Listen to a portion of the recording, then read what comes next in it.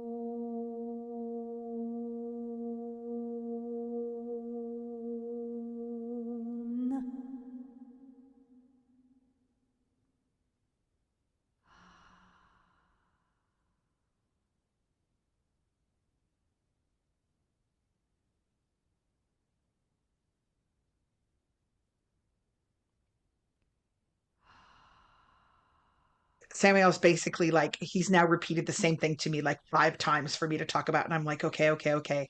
And then he also had this. Wait till you hear this. Okay, so I'm about to speak at Hallowed Homecoming on the Morrigan, and you can look up the history. You can look up all of the lovely old tales about her and the Ulster cycle and all of that. And people who study the Morrigan know that stuff. And I've done the Morgan class for a couple of years now, and it usually starts off very history based. And, we do an altar doll and we talk about her energy. But somebody said something, and I think I may have brought this up on the podcast before, but it started a whole new aspect of the Morgan to me.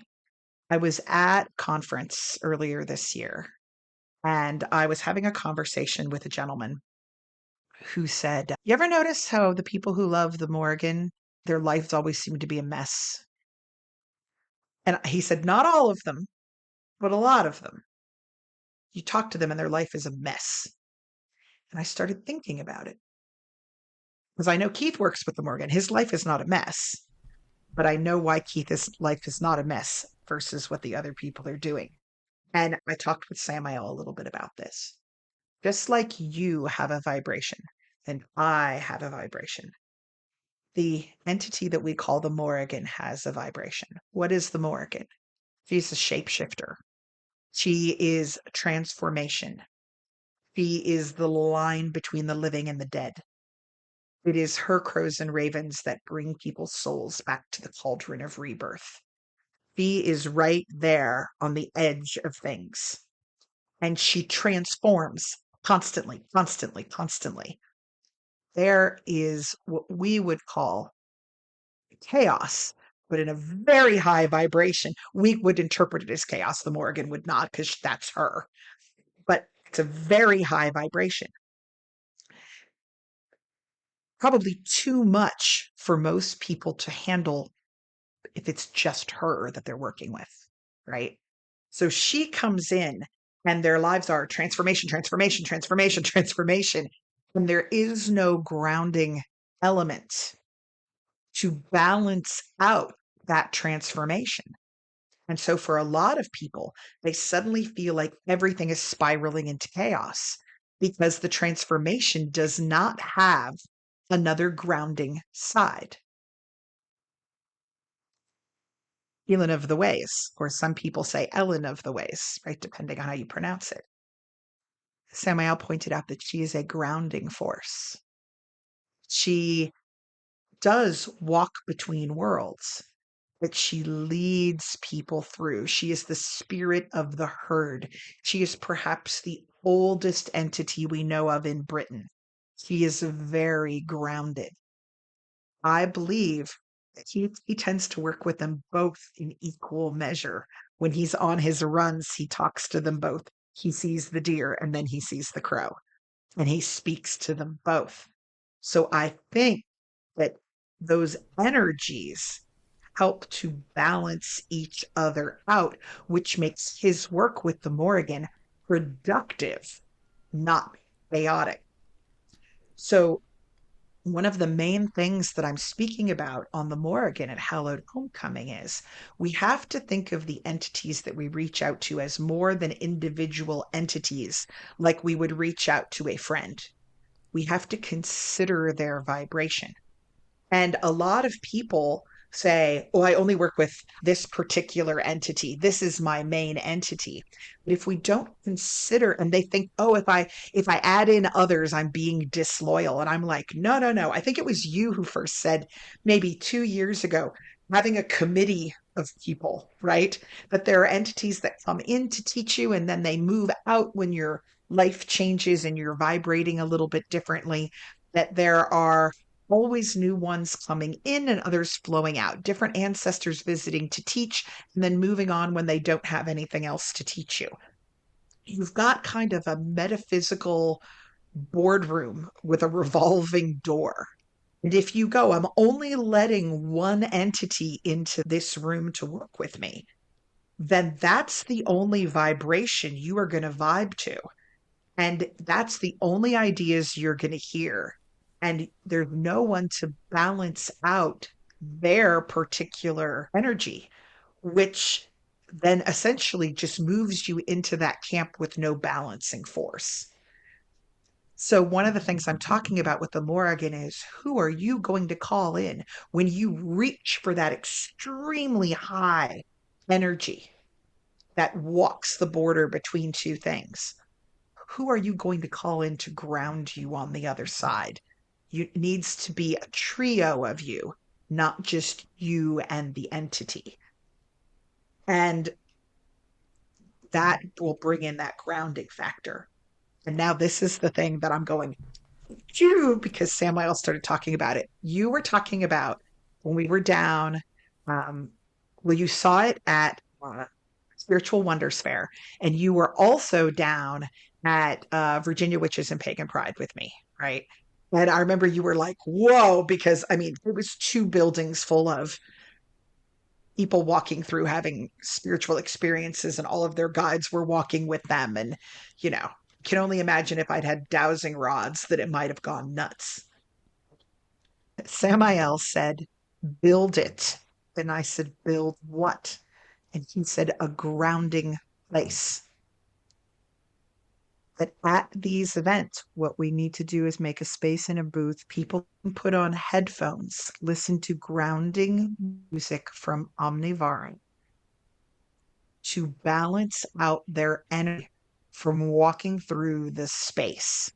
So when people who are very psychic and pick up energy really easily walk into one of these events, and after a little while, they're starting to feel jittery and like they're picking up on everything around them and they start to feel dizzy. I mean, we know that feeling when you have been channeling for too long. Who are working there, the people who are visiting there could walk in and have a place where they could sit down, sort of. Remember, Samael talked about the entrance to Omnivara being dark, blindfold on, headphones on, grounding, listen to the music, bring them down so that then they're able to continue. And that would be their first introduction to the balancing work that you do. So that I imagine they will come in, sit down, get some of the grounding music, get up and go, whoa, energetically, something has shifted. And that's the opportunity to talk to them about rethinking how they balance what is around them and how music is a wonderful way to ground. We always talk about raising power, raising power, raising power in the pagan community. You've got to come back down, or you're literally just, you're where I am on a Monday after a double day market. Yeah, and that's a challenging place to be. That saying that is in the energy world a lot about you can only hold as much energy as you can ground. Yes. And I had a really profound experience when I was up in Vermont and in the Evolution of Consciousness series retreat with our mentors. And I had this whole experience with Michael and Gabriel. And I was realizing rather than trying to hold it, it was meant to be flowing through. And that the grounding was very, very important, but also it needed to be this continuous flow and not trying to hold it. And the phrase is always, you can only hold as much light as you can ground. And the idea is that it needs to be continually just flowing through you. And yes, the grounding part's still absolutely essential.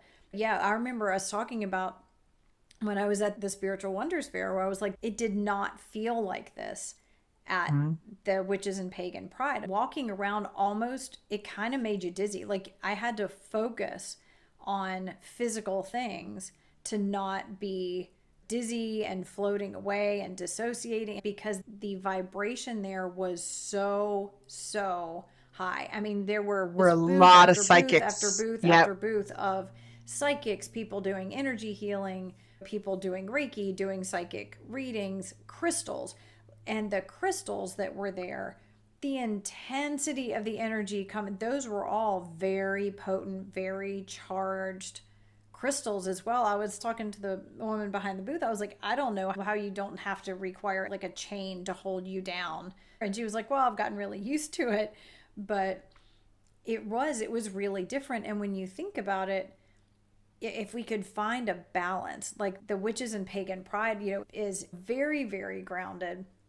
And if we could find something that was a really good balance between having that earth connection, it's the same thing that Samael was talking about with the, working with the Morrigan and Kiernanos or Cyrnanos, I'm not sure how to say it right, is the other one that Keith works with a lot. So, very, very grounded, very connected to the earth. And that when I think about it, gosh, it was probably over a year ago now when I had one of the angelic gateway opening sessions, and the practitioner was saying that Michael was there and that I needed to be channeling Gaia. Yes. And I'm thinking that for me, that's the balance. There's Michael, which is very high vibration, and then needing to be channeling Gaia or the stones or Crone, some being that is very earth centered, very solid. And I love the idea of having a grounding space. And one of the things that I had left talking about, and I think this is really interesting the more I remember of it, was we had a conversation with somebody who was doing a lot of time slipping, kind of uncontrolled time slipping and jumping from realm to realm. And that I left it going, I need to get stones and have Crone and the stone beings that I brought back from Vermont attune these stones to their energy, because I believe that's part of what they do, is the time slipping to be done in a controlled, balanced environment. I think maybe having some attuned stones there as well could be beneficial for them to hold, to help again with that feeling the earth and connecting. He's added a stone circle in a market, place for leaving and arriving, an ancestor altar. He's talking about two circles, one where the living can sit and ground, and next to it, and it can be small, I think, maybe on a tabletop, a small stone circle that helps entities aim for something. And if they are feeling a little bit imbalanced, they can pop there. And perhaps people coming through the market who want to leave a little something or leave a message, they could do that at that circle. So you're basically creating a healing, balancing space and an equal space for the unembodied, for their ancestors to come and the nature spirits to come and help ground too in the same area. It's so And I'm like, interesting that you said stone circle, because when you said create a grounding space, in my head, I saw a circle of stones that they were standing in. hmm, Like it was, there was like a black mat underneath, probably grounding mat. a grounding And mat. Yeah. I saw like a circle of stones. And it's funny because I didn't realize that he didn't actually say that. I was picturing people standing in this just small little circle, just big enough for them to stand in. But maybe there is a grounding circle Ooh. where the stones Yes. are Yes. there. That's part of it, is they step into that space and the stones help to maybe hold that space as Yes. grounding. So And they've got that's the you. grounding place. Can you talk about, because people, I didn't know what a grounding mat was. Would you mind talking about that to our Sure. listeners a little bit? Because I love that grounding mat. Yeah, and I have my feet on it right now with a black tourmaline sitting on there. And I'm not an expert in the grounding mats, but the idea is that a grounding mat works by creating an electrical connection to the earth, allowing your body to discharge excess, like static electricity and certain kinds of ions into the earth, and balance its electrical charge by absorbing free electrons from the earth. So the mat has these conductive fibers that I think it says like silver and different things that help to kind of mimic walking barefoot outdoors. And there's all sorts of claims and things that are made about what it's supposed to be able to do and how it helps you. But basically, there's this mat and it has this little snap kind of thing on it where you snap this cord to it, and that cord goes into the grounding plug. You know how you have those three prong plugs in your house? Well, the lower middle one that's kind of a little bit more circular, that's actually a grounding plug. I never knew what that was. That is actually to help to ground whatever is plugged in there. So if you plug this special grounding mat thing, it's basically just that lower prong without the upper two, vertical kind of slot things that go into it. So you plug something just into that lowest bottom circle one, and that connects to the house's grounding system. So apparently when they build the house, they have to send a grounding rod down below the foundation into the earth and ground all of the electrical outlets to that, so that if there's like a discharge, like a sudden big charge of things, it's supposed to go down into the earth and ground it, just like people put like lightning rods on their house to ground it.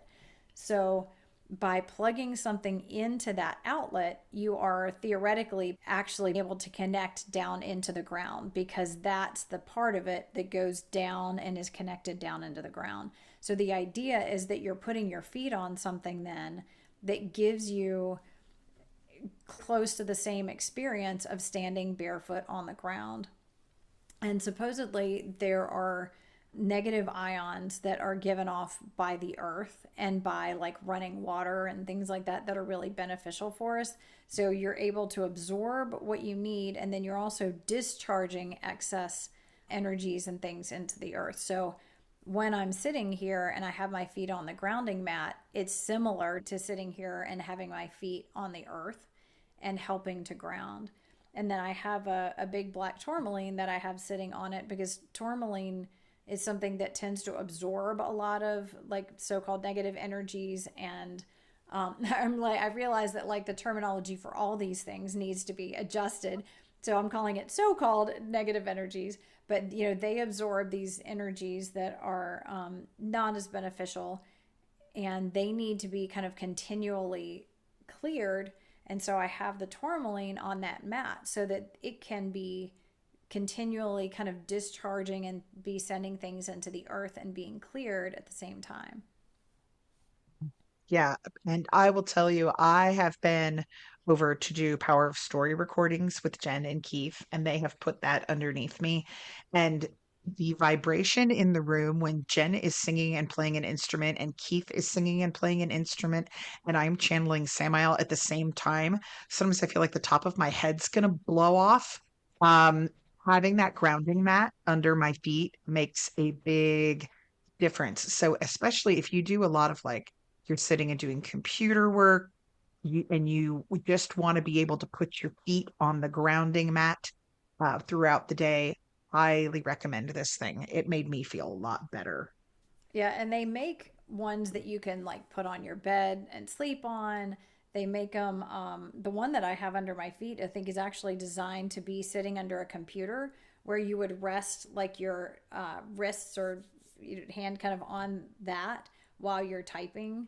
Um, and it doesn't have to be very big. And having your feet on it is ideal. But it's funny, I remember when our daughter was really young, like she was, I don't know, like a year old or so. And so there was no placebo effect for her. And we had the mat that was only about a foot deep and about 2.5 feet long. And I'd put that in the bed because I was intending to lay on it. Wherever it was, she would in her sleep gravitate to it and have as much of her body on that as possible. And it happened all the time. And like I would put it in a different spot and watch, and she would end up on top of that grounding mat wherever she happened to be. So I thought that was really interesting that she naturally felt that that was what she needed and clearly was getting benefit from being on it. So I thought that was fascinating.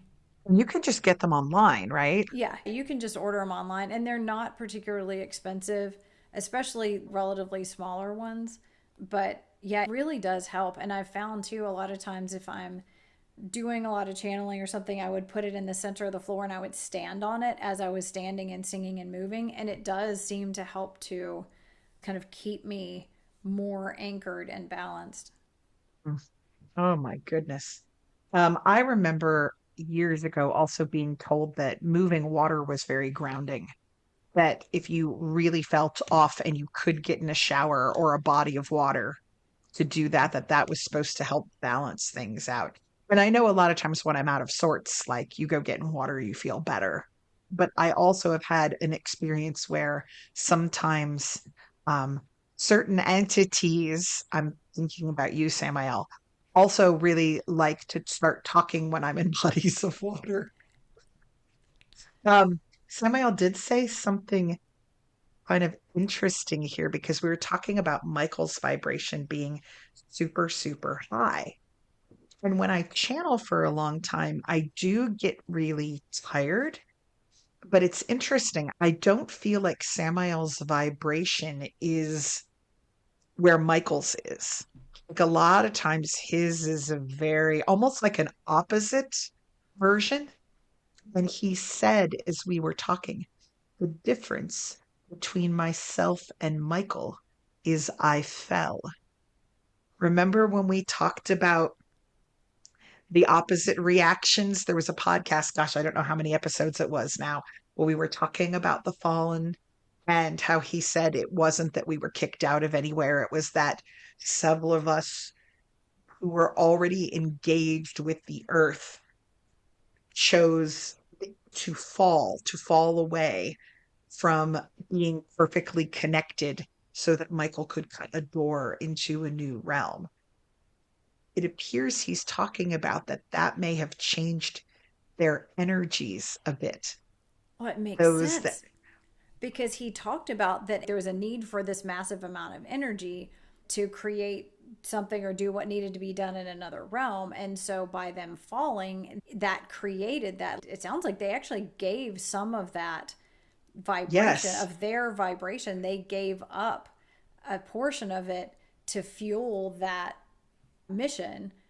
And so, yeah, that makes total sense. It's like basically if a section of that really high vibration energy has been kind of cut away or, let go of or removed, his vibration wouldn't be as intense for yes. us because he let go of some of that. He gave some of that so that it could be used. Oh, wow. He says it me to talk here. This is interesting because he talks all the time about how song is closer to how angels speak, how they convert, and why Michael comes through in song to you so easily. And while Samael does, like, he'll sing, he's obviously very attracted to music. He talks about the benefits of music all the time, but I hear him in words mostly. His vibration went down from song to words. And so it became less the way that his, so to speak, his energetic siblings, like Michael and Gabriel and those communicate, and became more like how humans communicate in words, and makes him more understandable to us through words. It's a lowering of a vibration. Oh my gosh. And I'm wondering, so when Keith is playing the didge, when we get Keith's favorite, I love this phrase. He says, I'm going to didge you in the face. I think it's the funniest thing, right? And he has literally didged us in the face. Yeah, and he Think uses of, that like in times when I really need a massive shift and I am in just typically a really rotten kind of place. He's like, "Do you need to get ditched in the face?" I'm like, "I probably do." And literally, we will come in and he will just point the didge right at me and it does. It's like it blasts everything away and I feel so much better. and the drums, he drums as well. Do you Yes. think that the drums and the didge are grounding? Oh, for That sure. they have those lower ones. When he plays the digits, that really deep, like whoa. And when he does the overtone singing, it's low too. So it becomes a balancing energy of what Michael's bringing through. I'm wondering if that's one of the reasons why Power of Story is the way it is that Keith is providing this strong grounding energy and Samael's down on that end. And then you're bringing through Michael and Gabriel, a bunch of these high vibration ones on the other side. And then what we go of those two forces is a balanced place. And we always are amazed. Think about the one that we did where we finished the Power of Story session and we were all like, I don't know. I don't know if that's going to be good. And then Samael said, add in the water, right? So there was one more element that came in. And then when we played it back, it was freaking incredible. Once the water was added in, we had balance. That water, I I don't know if it comes in, I guess, on the grounding side, or maybe it's right down the middle Yeah. because I feel, or maybe, yeah, I don't know. maybe just below the line into grounding where, yeah, I feel like water is definitely grounding, but it's also flow, which is a little bit Yes, different. But yeah, right. I would sort of stack that above the Yes, didge, it's but still on the grounding side of things. And you know what? Remember, we were having lunch and we were preparing for the Fertile Ground gathering and for the first Power of Story. And yes. he said that Keith would ground me. No, that he would balance me. He used the word Yes. balance. He was saying that Keith would balance me. And I wasn't entirely sure. I was like, I know that he is like a grounding force for me, but I don't think any of us really realized exactly what he was talking about. But he does. He brings in this much more grounded, and I think the beings that are working through him, while Michael is definitely one of them, he has a lot more really grounded vibrational kind of beings. And that if I'm in Michael land, I need balancing. Like he helps to Yes. balance me. And I think, like you were saying, balance is the whole thing. And that's part of why it's so powerful. It's like you have all of these elements in there together, allowing for, and I mean, three people bringing through their guides all at one time. Yes. Well, and also, I now there's something else is striking me. Guys, we have to get you some Power of Story recordings because this will make much more sense once you've heard them. Think about when we talk about high vibration and grounded vibration, just here between you and me. You sing, Here Comes Michael and Gabriel and a bunch of other high vibration. On our podcast, Samael's energy is usually pretty relaxed, right? Like with the exception of that one that we Right. did on Of the 10 banishing steps to unethical, sovereignty. the 10 steps to sovereignty, right? And remember how we were like reeling after that one, right? He's usually down here much quieter. When we do Power of Story, though, he often elevates almost up to the level of 10 steps to sovereignty when he's talking about Lilith and Mary Magdalene and death, and he gets thunderous at times. I'm wondering if because Keith is doing what he's doing there, Samael doesn't have to be a balancing force for Michael. He can just do his thing better because Keith is creating the balancing energy. So it Oh, allows wow. Samael to rise up a little bit energetically. He doesn't have to be a counterpoint for Michael like he is when we're doing this. Instead, he can go up energetically because Keith's got that bottom area covered. Yeah. Well, and I remember, I don't remember if it was our last podcast, one of the last ones we were talking about when we were talking about Crone, Keeper of Stones, that we left it feeling so much more balanced. Like we didn't feel quite as exhausted, and I was able to articulate much better throughout it. There was a lot less editing that had to be done. Like I was able to form complete sentences all throughout it, or throughout most of it. And that's again that grounding for Michael, to ground the whole thing and hold us to where we can keep operating in this physical world and bringing through those higher vibrations. So this is interesting. Samael just laughed and said, Look to your left. So here is who is to my left. Oh, there she is. So here's Solstice. So, people who are listening, you've heard about Crone. I was gifted another little entity from Jen. Solstice sits near the head of my bone table.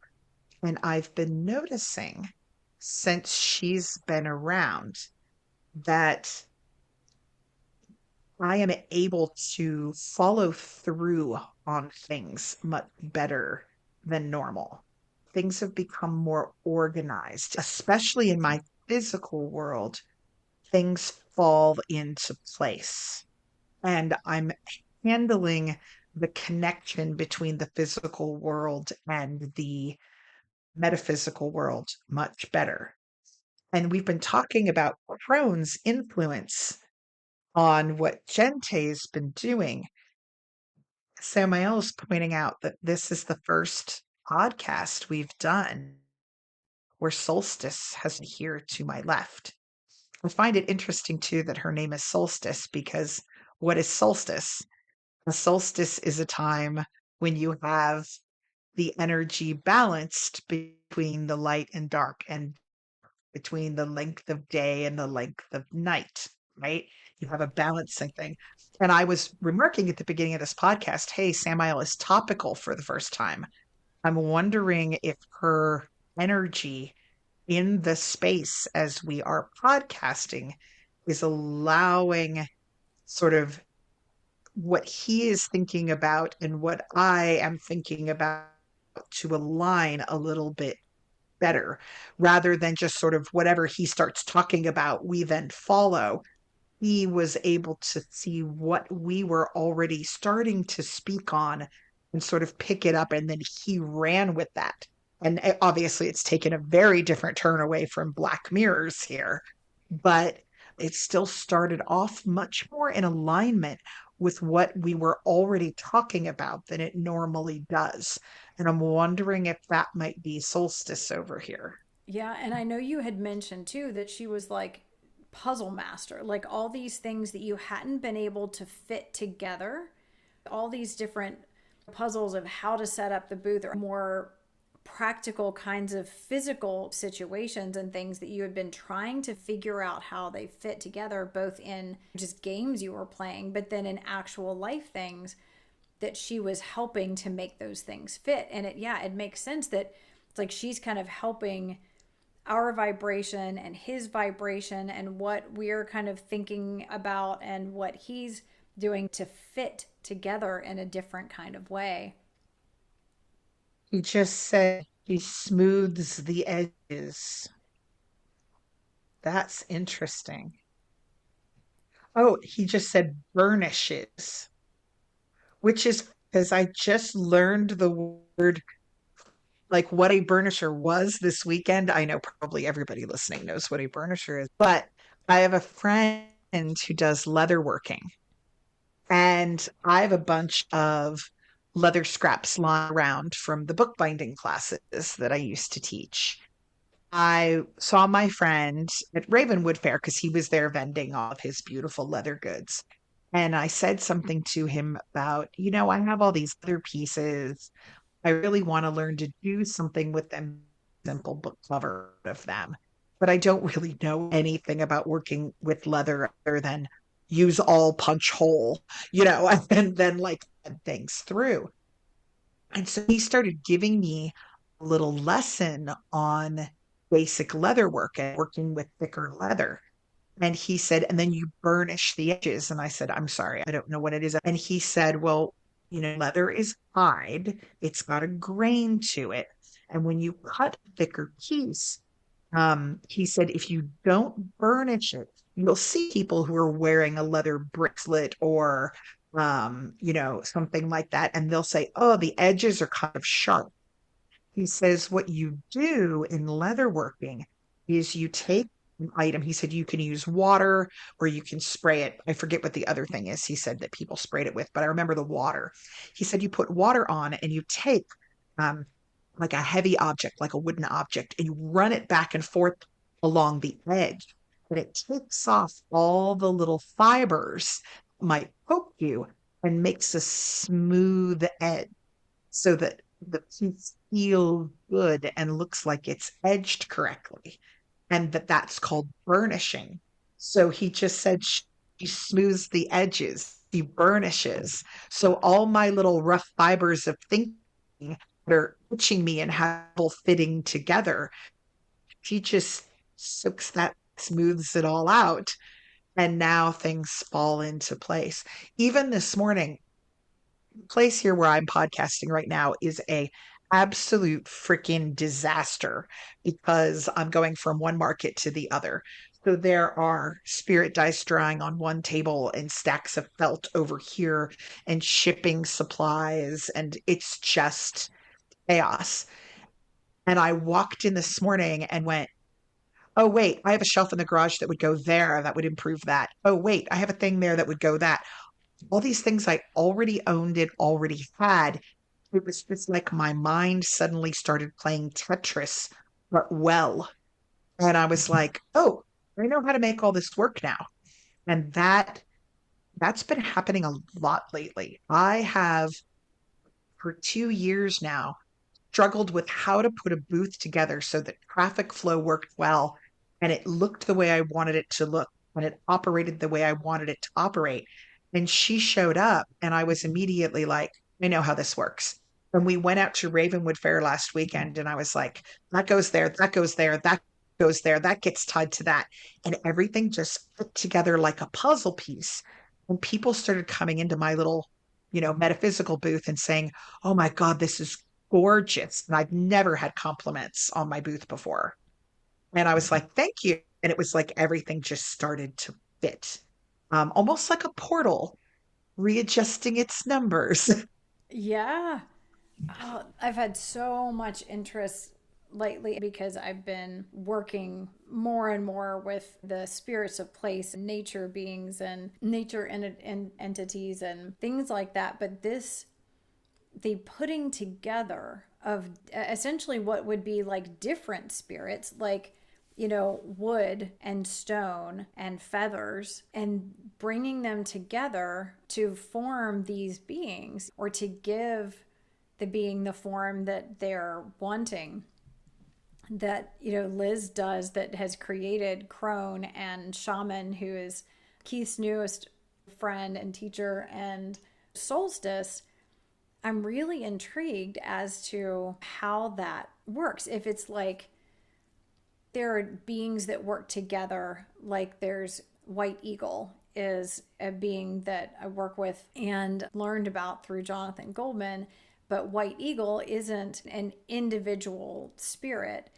He is basically kind of the personification of this whole group of beings that are working together with a common cause that they especially care about. And so they say we go by White Eagle because it's a lot easier for us to relate to them, to have a name and some sort of image. And so I wonder if it's almost kind of the same thing, where when Liz is bringing together these different elements from nature, and I know she said she starts with a piece of wood, and that piece of wood, like, she connects with it, and then she adds these other pieces and things to it according to bringing out its personality and kind of bringing it into a form that looks sort of person like, that's in alignment with what the spirit in that piece of wood. If it's almost like, as she's like the stone that became Crone's face, that there was no face on it until she put it on there, and you look at it and it is clear as day, like a face. If it's almost like that nature spirit that is in the wood is actually calling to it other like-minded spirits, like other spirits that have a similar kind of goal and purpose, and what becomes the face that we see, or the adornment or the hair or the wings or whatever it is, are actually energies of other nature spirits that are coming together, kind of like the beings that came together to become White Eagle. I think that sounds right on. And I mean, if we think about earlier, Samael was talking about spirits and entities being able to be in one, like, I don't want to use the term fragmented, but kind of that they can be in more than one place at one time.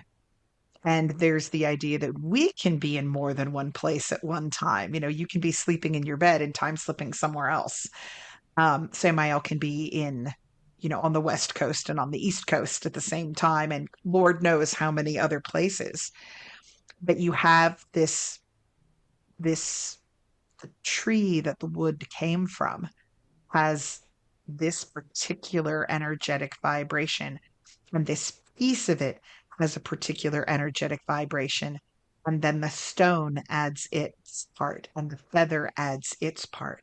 And those vibrations mix to become a new vibration, or perhaps it's a vibration that's merged before that's just coming through and manifesting. And we end up with, a being that we can reach out and interact with. It gives us, this little statue gives us the focus of the energies of the wood and the stone and the feather. And and Liz's magic is pulling it and tying it together, and it harmonizes, and then it reaches out and harmonizes with us, and that's what attracts us to it. When I first saw this one in her garage, I went, oh no, like I loved it. And then I went by her booth and I saw it in her booth. And every single time there'd be all these other ones, and my eyes would just go to this one. Like I knew that was the one that I needed. It was a puzzle piece that I needed to manifest something. And now the manifestation is taking hold. This is all kind of divine alchemy, so to speak. Yeah. And yeah, all of it from the very beginning. It's divine alchemy. And I know Samael was saying, gosh, well over a year ago, that that's what I would be doing. I would be mixing in and taking pieces of what was the word he used for mixing, deciding just the right amount of darkness and light and all of these things, and that it was alchemy, and that that's what I would be doing in the sessions as I was transitioning from just doing Reiki to feeling all these other things that were coming in, that I'm mixing. It's like this custom mixing of the light and the dark and all of these different energies. And now we're seeing that we're doing that in every different area. We're mixing all the different guides that are coming in and having just the right kind of mix of guides and energies and vibrations coming in to support the work that we're doing, or to support us so that we can do that work. And the mixing of working with Crone and Michael. And I know Samuel was talking about the prompts for the Lilith album that you had written on the notes. Anytime you haven't specified which being to call in, that it's Lilith and Michael, and that They Michael would balance. balance out that really frenzied energy that she tends to have. Yeah, it's all, yeah, it's all this mixing and alchemy. And then also him talking about, I feel like it wasn't that long ago that we were having those conversations about how that furthered the understanding of we are not one pure thing. And that part Yes. of that is that we're also picking up pieces of each other as we work our way through life. That I have parts of your energy and me and other friends and vice versa. And the people that we're close to, it's like we pick up more of their energies, and that we're actually walking around as this ball of vibration that has bits of all of the different beings and energies and things that we've encountered and worked with and had interactions with. This is really fascinating.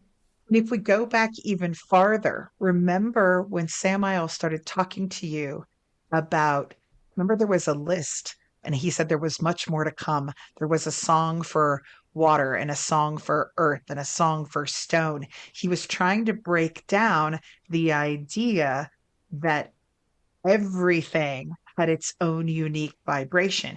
And then I remember, and he was talking about putting them together. And then one day you just sort of jumped ahead. And I remember him saying, oh, she's already doing it. Like she doesn't need the baby steps of understanding this.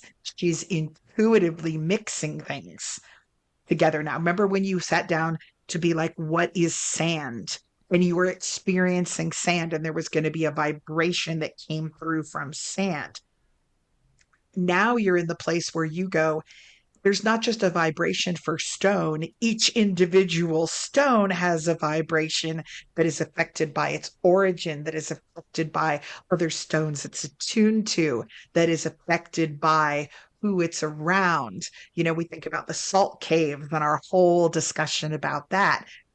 He was kind of trying to give us that very intro idea of alchemy. And then once those pieces were there, you didn't even have to break it down anymore. You just went into mixing. And so this goes back to when we are at these big events, our energy is mixing with everybody that we come into contact or conversation with, which probably explains why I need naps every Monday.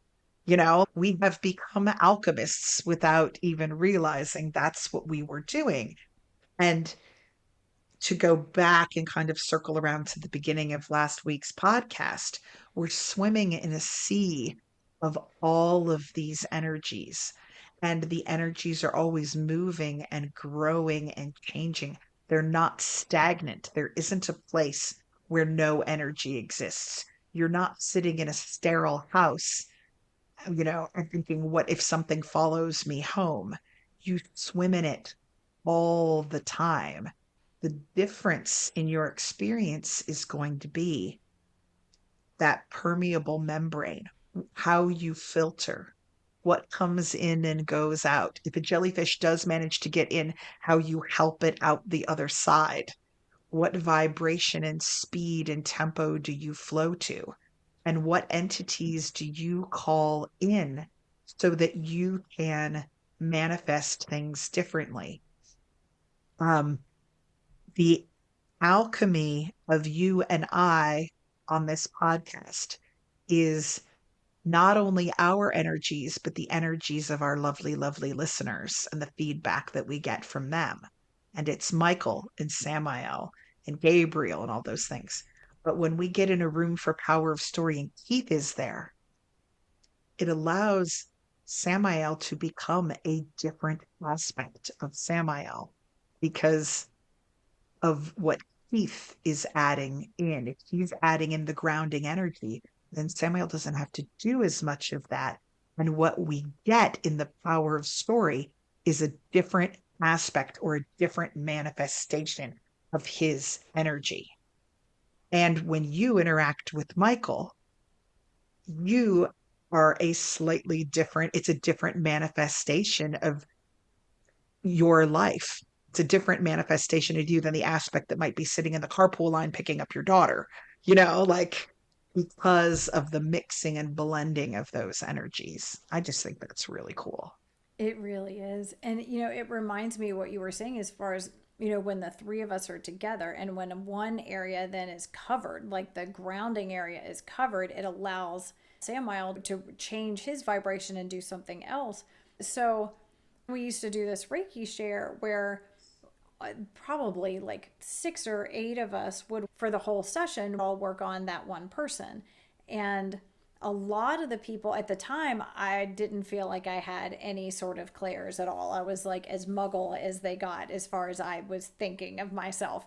But there were other people who had, incredible clairvoyance or clairaudience, and they were, describing the scenes of what was happening and the different beings that were there and what they were doing, and people would be hearing things. And also each of us would be picking up on different things that were happening within the person's energy field or their body because things were covered. And what we learned is that when a certain person wasn't there, that was maybe super clairvoyant and would be describing the scene visually, other people would get more hits of visuals than they normally do.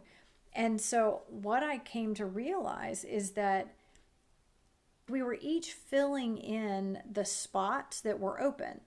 We were each providing like what we were getting in terms of clairs and, like what we were intuitively picking up on was both something that others weren't necessarily focused on and weren't picking up on. And we were, certain clairs that we had seemed to be enhanced in order to fill in the blanks. So, if the main person that usually is clairvoyant is there, there's no need for me to see and describe that because it's like having multiple people doing the same kind of thing.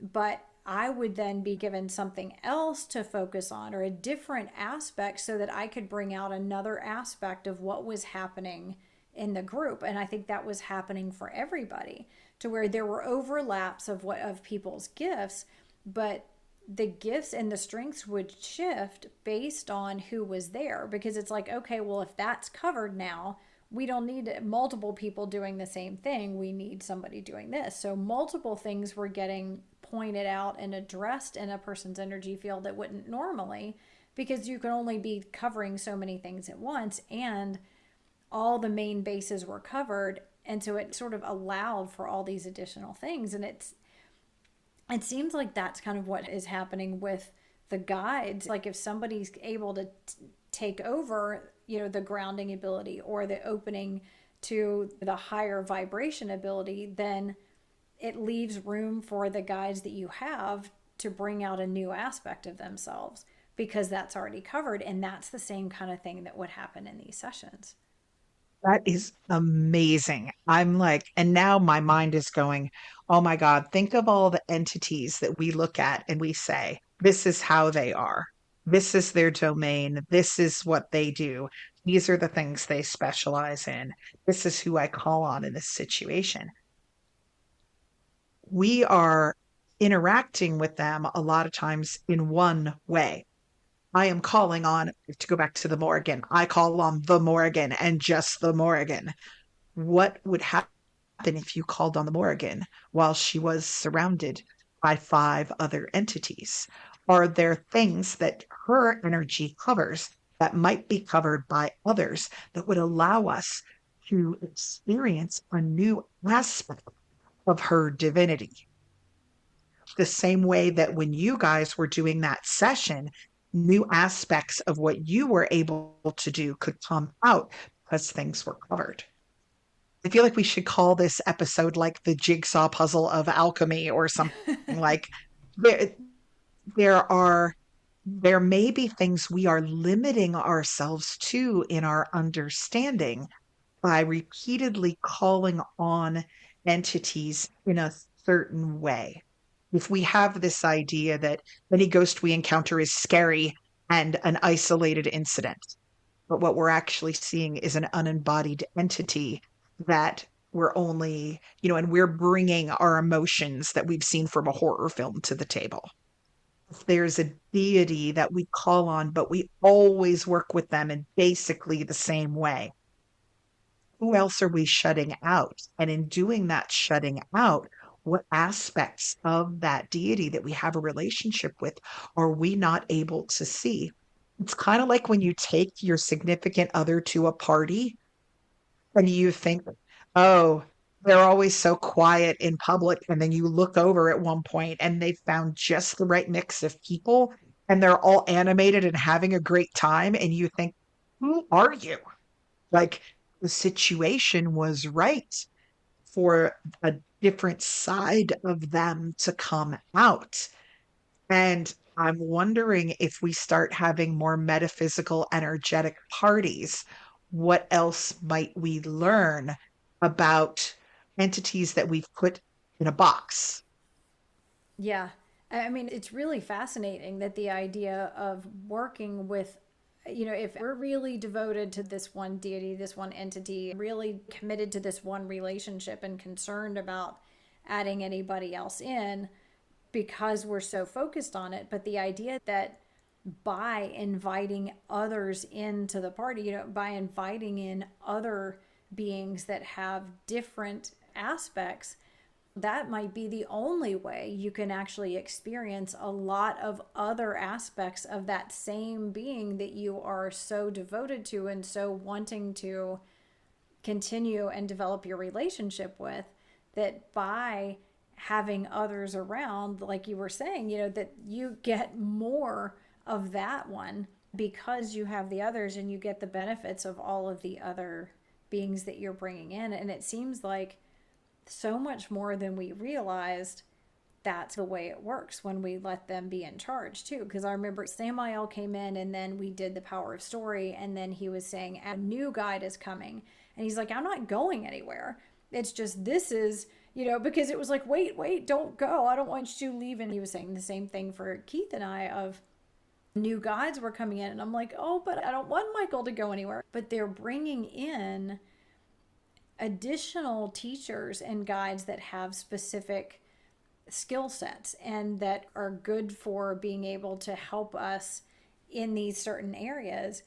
And I hadn't thought about it until now, but it sounds like that could also be opening up different aspects of the main one, of Samael and of Michael that we were working with before. Michael brought in Gabriel to Yeah. work with me, and it was like, I'm not going anywhere. Gabriel has stuff to add too, that by Gabriel being here might also open up more aspects of Michael, and by Azrael being a part of the story and the mix with you, that it frees up Samael for some additional things for him to bring through. So I think it's really, really amazing the shift in the way of looking at all of this. Right. And even names, like, well, the first thing you said that made me think of something is the Morrigan is a shapeshifter. Do you actually let her shapeshift in your practice? Like, I know I don't. I kind of think of her as one way. I need to let her do what she does. But when we were talking a couple of podcasts ago about the link between Azazel and Samael, right? Samael to me is Samael. That's what he is. But it was interesting. We found that link and we found those stories. And while I was vending this weekend, um, it's really funny. I feel like I should hang a little sign outside sometimes that's like, I'm here, because there's a group of people that tends to find me every couple of markets and we kind of touch base, like different witches, different druids, different teachers, different, some people who can hear Samael, who work with Lilith. There's like this whole little group that we kind of see each other and go, hi. And it was really interesting because one of them walked into my tent and I hadn't seen him in a year.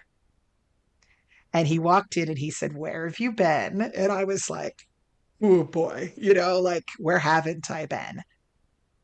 And Samael told me to greet him, not to say Samael. And so I looked up and I said, "Azazel says hello." And he stopped for a second, looked, and he goes, "I've been waiting for that." And we ended up having this whole conversation. And it was really neat.